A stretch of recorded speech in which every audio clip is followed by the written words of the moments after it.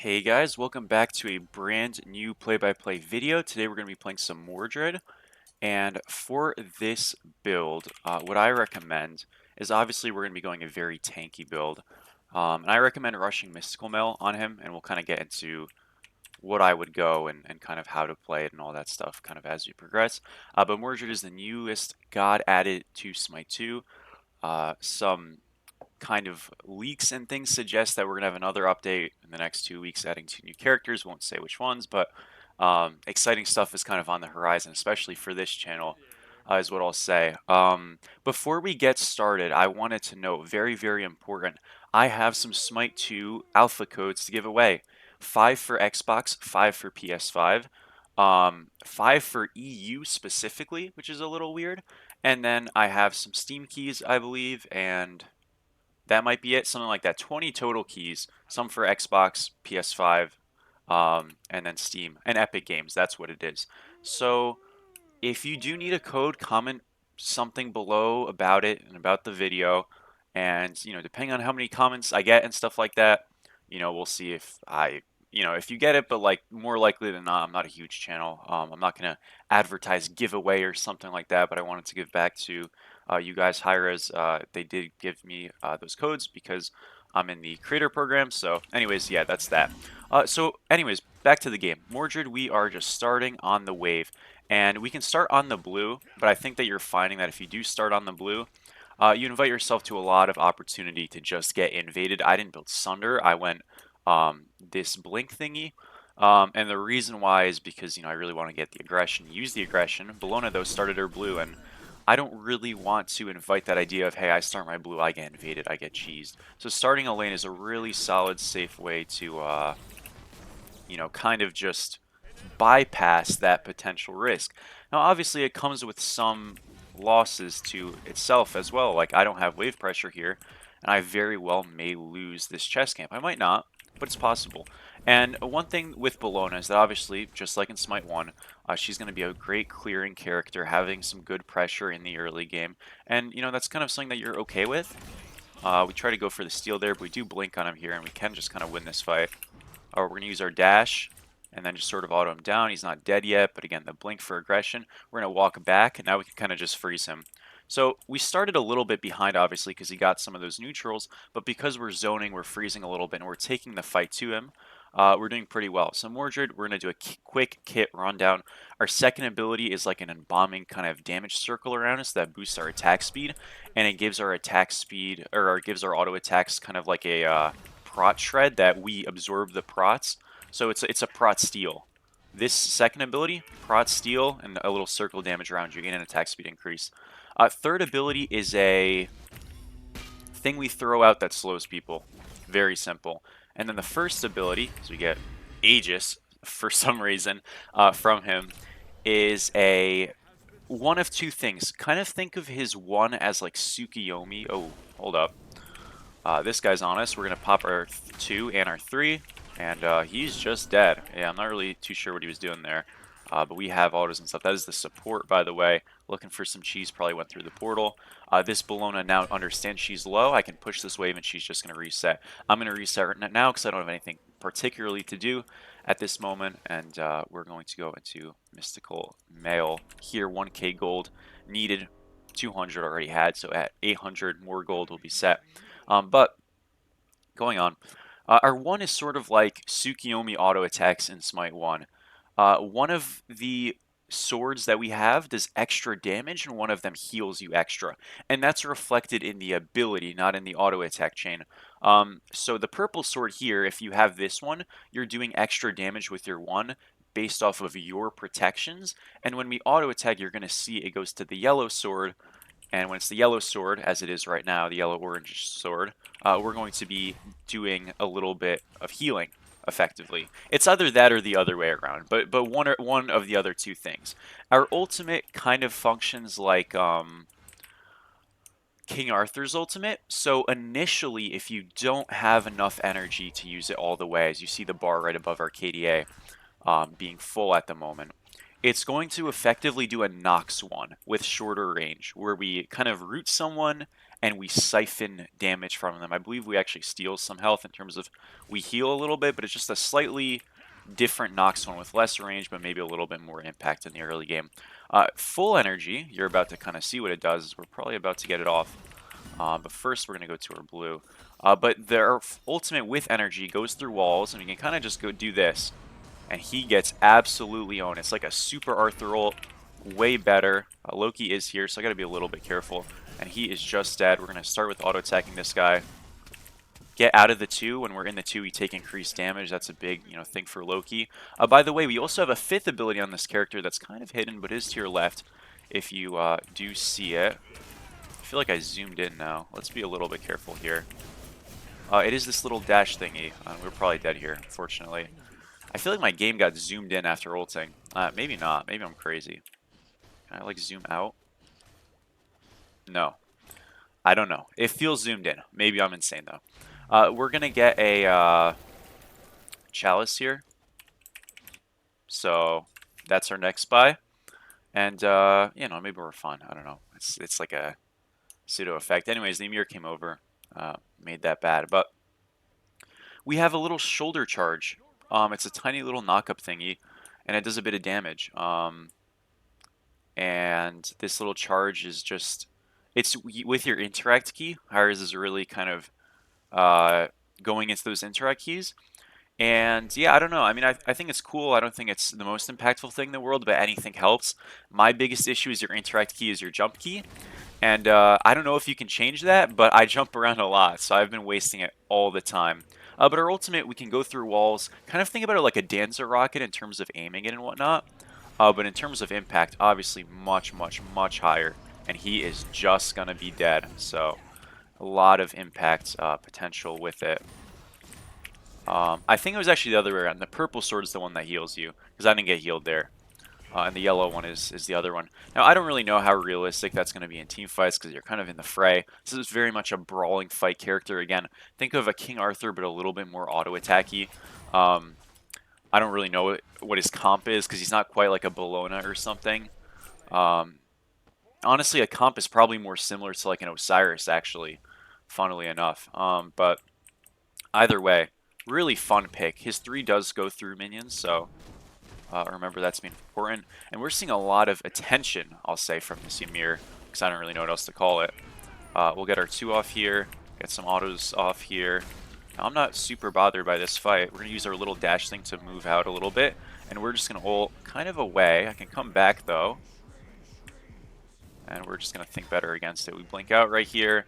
Neith's ulting us. If I wasn't getting Neith ulted, I think I would take the fight. But obviously, in being so low, we'll think better against it. But as you can see, our 1... Oh, no, it is the... I don't know, man. I guess I just keep messing it up. That's okay. We'll level our... You can level your 2 or your 3, actually. I don't know which one. I've played this character, like, once. It just was open, and I was like, hey, I was going to do a Fenrir video. I'll do a Fenrir video probably tomorrow. I'm going to do a Susano video as well. The one thing that's a bit weird about Smite 2, guys, is that, like, there obviously aren't that many characters yet. So it seems like the current schedule is 2 gods every 3 weeks. That'll probably change as time passes, I would imagine. Maybe not for this alpha, but afterwards when they don't need to worry about stabilizing the game. So for example, when I talk about stabilizing the game, what do I mean? Well, right now, the chalice, the 3rd chalice doesn't actually work. So the first 2 chalices do something, and the 3rd one does nothing. So, that's, I think, a pretty good example of the game needs some stabilization, which we'll get to.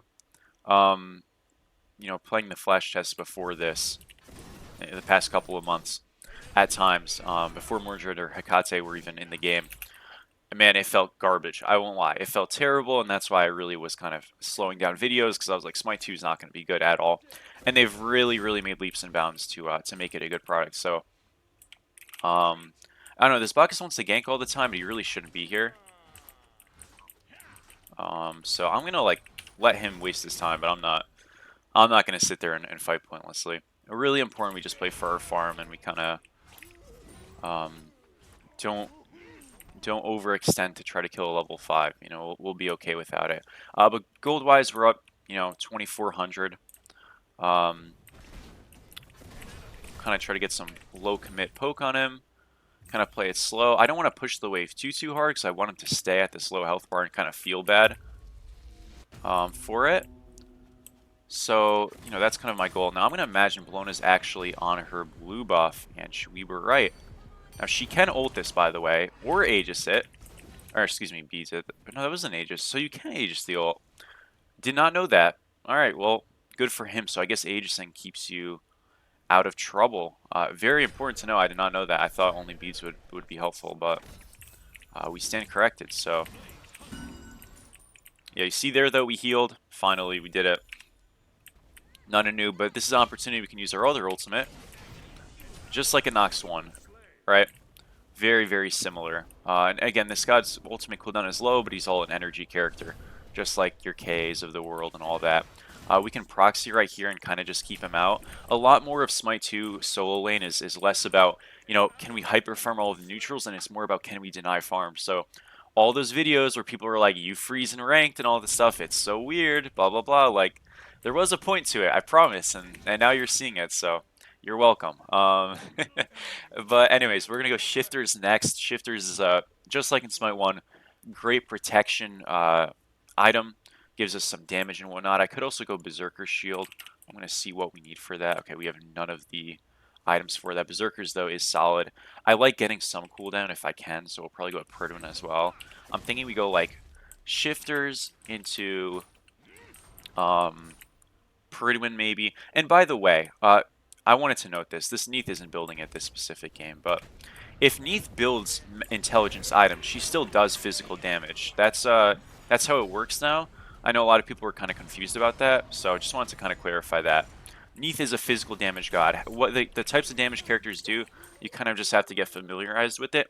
A couple of characters do both types, like Chalk. Chalk, by the way, gonna have a video super soon. He has a broken build out at the moment, so I want to get some gameplay of it before it gets nerfed, because it will get nerfed. So maybe that'll be tomorrow. I don't know. But what I was saying with the kind of lack of God situation is, you know, for a lot of videos, I'm going to have to kind of double up on characters, right? Like, this won't be the last Mordred video you guys see.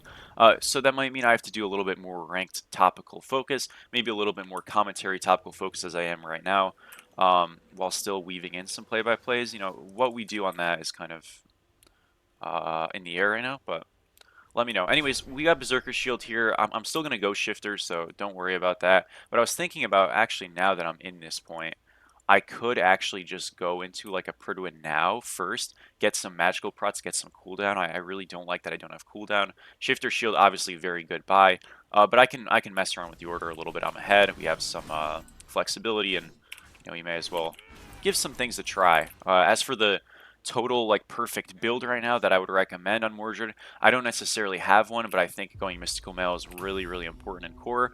You can go a little bit more intelligence based on this character. He does generally scale off of intelligence, if not entirely. But I think that with such a brawling character that doesn't have, you know, the immunity frames that Chalk has, in the sense of, if you're playing Chalk, you have the ultimate, you have the 2, which gives you protections, and all these kinds of ways to bypass building a lot of damage. Mordred has less of that. He has some, although, you know, he's got less of it. So I think personally, especially with this one scaling off of protections, in terms of the bonus damage, you want to build this character full tank, if not close to full tank. Her ultimate, by the way, goes a very far distance. This guy is just gone. And that's going to be it. We hit the initial hit, ended up falling down. We're going to rotate mid here, go for the 3-1 combo. He is just gone, just like that. No way for him to get out. Queen Naga, by the way, the objective that I think our lovely Anubis just cleared, is really good. And what we're going to do is actually just group mid with him. You see he has the bonus with the kind of ring he has, and we just want to attack mid right here. We need this guy to hit this one time, though.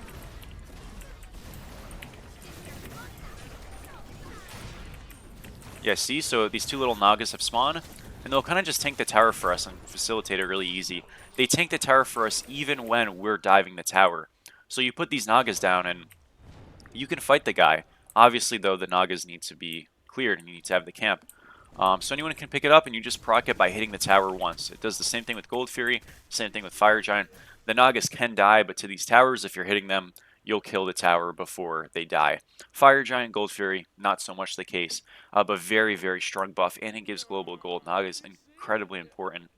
And you know, in these ranked games, they have a lot of variability because obviously everybody started at 0. For the record, I'm Diamond 1 right now. I think I'm about to be an Obsidian. I'm like 3600 SR. There's a lot of variance though in terms of like the quality of players they're getting, right? So, you know, and being honest with that, the biggest thing I'm seeing in terms of skill gaps from like better and worse players, as always, is just objective play. Right now, Gold Fury is incredibly strong in terms of just the farm it provides, and you can really play bad from a mechanical perspective and kind of lose a lot of kills and drop a lot of kills and get invaded a couple of times. But if you're able to do these Gold Furies with Sunder, which is effectively Hand of the Gods now, if you do remember that, you're able to stay in the game. So prioritizing Gold Fury, you know, when you hit your 5-man queues, really hard prioritizing gold with that Sunder, getting that on your support, maybe on your jungler even if you want it. Maybe on your solo laner. Some solo laners can build it, tankier ones of course. Do it, you know, and just play your objectives. Go for your Gold Furies. Try to get your Queen Nagas whenever they're on your side of the map. And even if you guys aren't maybe the most mechanical or kind of familiar with builds and all that stuff, I guarantee you're going to have a lot of success kind of in these games. I definitely expect Gold Fury. Gold will get nerfed soon. I expect Naga nerfs to come. I expect a lot of gold nerfs to come across the board in terms of how much value things are providing.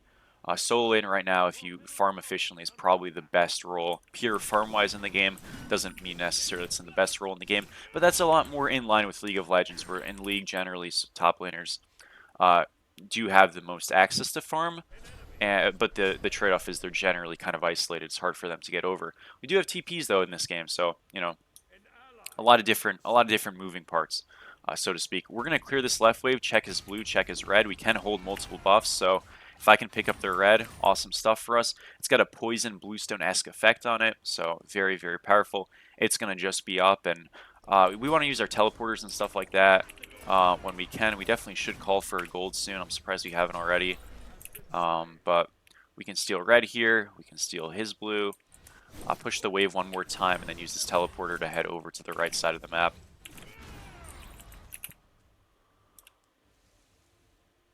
And I'm just going to ult this guy here. Why don't we just get some free poke?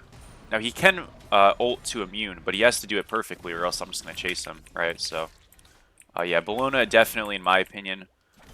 I hope I put her in the meh tier on my tier list. I was really tempted to put her in the bad tier. I know I have a video from a few days ago that's like, play Bellona in Smite 2, you know, because to be honest, guys, like, you know, I was a Smite 2 god. I knew how to play her. I was like, oh, well, perfect video idea, right? Because I didn't know what to post for Smite 1 a few days before it was ending. But yeah, she sucks. She's really not good. Her nerfs killed her. So yeah, probably don't play Blona, in my opinion. Anyways, we're going to head over to Gold Fury. And right now we can kind of use our ultimate, look for somebody a little bit. We have found the Neath. She has no idea. She's going to get the ult on her. Remember, we have Pridwin proc here. We're going to pop her 2 here, pop her 3. She's slowed now. And then the 1. I'm not really sure why she didn't backflip, but if she backflips, she's still dead. So maybe it's one of those kind of no point of even running things. I don't really know, but I'm not going to question it. We'll get our little roots off, do some damage there. Pretty good, honestly, and I think we can kill him, so we're going to just blink, auto 3, auto 1, and he is gone. Ball is not bad, though. And yeah, I mean, smooth stuff so far. We've got Mystical, we've got Berserkers, we've got Pridwin for a bit of cooldown. That's not really... Again, I don't think you need to like go super cooldown. By the way, I think I said this in my Morrigan video, but in case you missed that, cooldown is effectively capped out at its value at 50 cooldown. Remember, it's not percentage cooldown in this game, it's just called cooldown rate, meaning it's a diminishing stat, kind of like protections is as you get higher to some degree. What that really means is not much. Bad ult by us. But the way you want to look at it is anything past 50 cooldown really begins to diminish to the point that it's not worth the stat. Now, there's very good items in this game, especially for magicals, that just give cooldown. So if your build just so happens to have a little bit more than 50 cooldown, say 60 cooldown, it's fine. Don't worry about it. But just very important to kind of know that cooldown stat after 50 really falls off. And 50 cooldown is effectively 33% cooldown from the chart I remember, and 65 cooldown is 36% cooldown if you put it to Smite 1 terms. So you can really see how diminishing effect wise 15 cooldown for 3% is effectively useless. So when you're building your characters and you're looking at more cooldown, just understand that as a stat, it's effectively doing nothing, and probably 65 to 80 is probably 2% or something. I don't really know, but you get the idea. That was kind of the spearheader that I wanted to translate, because that's the most important thing. Anyways, shifters purchased. We only have 15 cooldown, so we're well within our bounds to get more. And I think, we can look over here, just look at some kind of protection item. What's a good one? Smite 1 Classic, Shield of the Phoenix. We're pretty ability based. Obviously with good auto attacks, but we're definitely using our abilities a lot. So Shield of the Phoenix looks pretty good. Obviously this build is definitely Fizz defense slated, but I can go some kind of a magical defense item, preferably with some anti-auto attack. So we look at magical protection, what can we do that fits that? We could go Oni Hunters for some mitigation. We could go Phoenix Shield for like a heal burst. We could go Hussar's Wings, which is like a bit of shared prots, but it gives us Winged Blade. We could go Runus Ankh, which gives us, you know what, anti-heal. So they're all kind of options. We'll see what we do. Anyways, we're going to ult though. We take some damage, and we're just going to come right back. We have hit the Loki. We're fighting this. No fear. So the team's coming, so no need to be afraid. There we go. Able to stall a lot with this ultimate. Obviously, you can take damage in it, but when you can go through walls and you're a Danza Rocket, that's really fast, and you're building full tank, like, it's not the easiest lockdown target in the world. We could have obviously, because your ult lasts for a long time. We saw at the distance we can close. We could have obviously waited a little longer before re-engaging. And you want to make sure you don't ult into a immune target, because just like King Arthur ult, if you ult into an immune target, you're not doing much. Thought I had enough for my ult, just barely did. It's two bars is what you need. 3 bars is perfect though.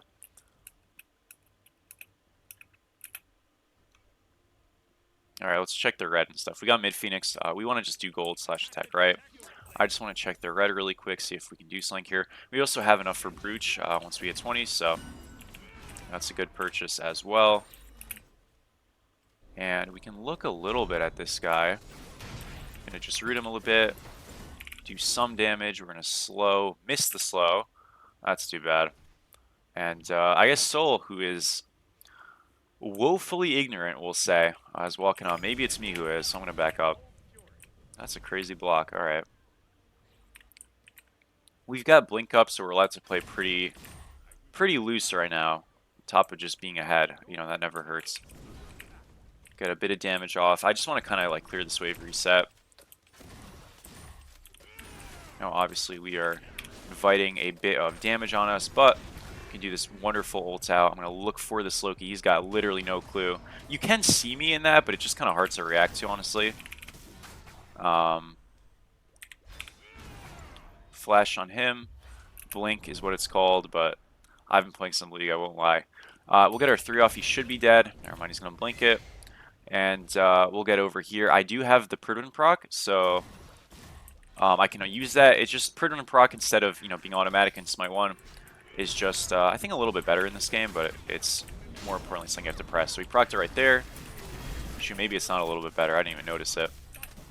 We use our little dash thingy. Now I'm going to ult this Neith, who has no backflip, and she is gone. Boom.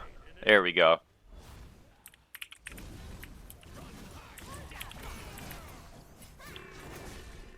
Get on this Loki here. Mystical Mail is going to do us good. Get our 3 off to slow this guy, get our 1 off, kind of stick to him. We're going to use our little auto attack, little knock-up thing. That's his beads. He's immune. Now we ult him, he's rooted, and he's gone. Smooth stuff. And they surrender. Love to see it. We will segue ourselves out really quick, but one more thing I wanted to note. Remember, giving away those codes, just comment below your region if you need one, and I'll try to get those to you. And also your platform, of course. I'm level 31. I don't know why. There's a lot of like weird stuff with this, so don't worry about that. But also, if you want to look at the leaderboards for ranked, because I know a lot of people are like, I want to see where I stack up, all those wonderful things. By the way, we are almost at Obsidian 3. Very, very close. You can go on this site called like tracker.gg, and they have a Smite 2 area. I'm going to actually see if I can pull this up right now. Let's see. This might not work. but we'll try our best. So I'm going to disable performance mode that I do when I stream, and then I'm going to pull up Smite to, or tracker Smite. Perfect. And I'm going to pull this up on this recording. So I just have to add a display capture. Here we're going to go. Done. And if you look over here, this is the ranked leaderboards. So you can find me somewhere here. I didn't update that game, obviously, but I should be somewhere in these 20s, 30s, 40s. Here we are right now, number 30. Before that win, after that win, up here-ish. Get the idea. And if you click on us, you're going to find our stats and stuff, and you'll find how that game just went. So we can click on this Mordred game. Again, leaderboards will be added, but I imagine they're going to be buggy. And you can see our damage. We did 23k damage, 27k mitigated, NPC damage, which I guess is just like minions and stuff. I don't know. Structure damage, XP, gold, all that wonderful stuff, and it kind of helps you build a phase for what's going on. Obviously, this queue not the best one. Remember though, right now everybody starts at 0 league games new. How much people are really playing is depending on their schedule. I start college next week, so I've been a bit of a loser, can't lie, but I'm doing pretty good. 88% win rate on 42 games, so solid stuff. 37 and 5, and I did a mix of queues. As you can see, Susano video coming in soon. That's what we'll say. But anyways, thank you guys for watching. I really do appreciate the support as always. Remember, inquire about those codes. Check out this website if you want to see leaderboards. This is partnered with Smite 2, so this isn't some like bootleg thing. This is partnered officially with the game. And yeah, we'll see you very, very soon. Thank you so much for watching as always, and peace out.